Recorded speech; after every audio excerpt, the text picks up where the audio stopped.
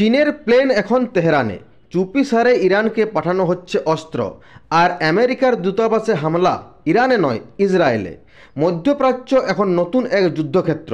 Israel ও ইরানের চলমান সংঘর্ষে এখন চীনও নেমে এসেছে সরাসরি।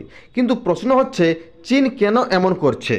শুরুতে মনে হচ্ছিল চীন কেবল কূটনৈতিকভাবে ইরানকে সমর্থন দিচ্ছে, কিন্তু নতুন রিপোর্ট বলছে চীন গোপনে তার কার্গো বিমান পাঠিয়েছে ইরানে।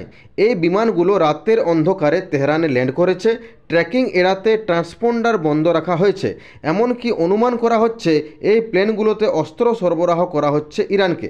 এখনও পর্যন্ত চীন, ইরান বা ইসরায়েলের কোনো সরকারি বিবৃতি না এলেও সোশ্যাল মিডিয়া ও ইন্টেলিজেন্স রিপোর্ট এই তথ্য ছড়িয়ে পড়েছে। কেন চীন ইরানের পাশে?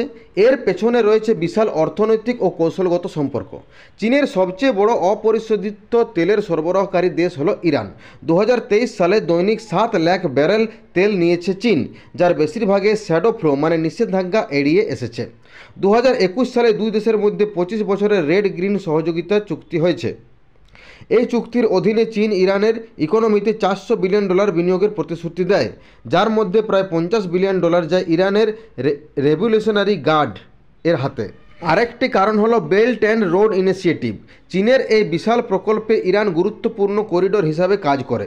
এই সম্পর্কের ভিত্তিতেও আজ চীন শুধু সমর্থনই নয়, বরং সক্রিয়ভাবে ইরানকে যুদ্ধ সামগ্রী দিচ্ছে বলেই মনে করা হয়। আমেরিকার দূতাবাসে হামলা। আজ সকালে ইরান সরাসরি হামলা চালিয়েছে তেল আবিবে অবস্থিত আমেরিকান দূতাবাসে।